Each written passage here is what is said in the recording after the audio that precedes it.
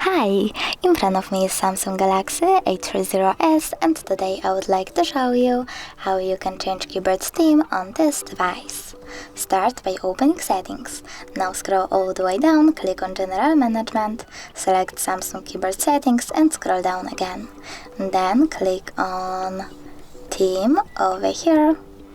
Also sorry, I have to disable dark mode firstly. And now I can click on Theme over here and pick one of the available ones by tapping on the chosen one and going back. As you can see, theme of my keyboard has changed. Thanks so much for watching. If you enjoyed this video, don't forget to leave a like, comment and subscribe. Bye!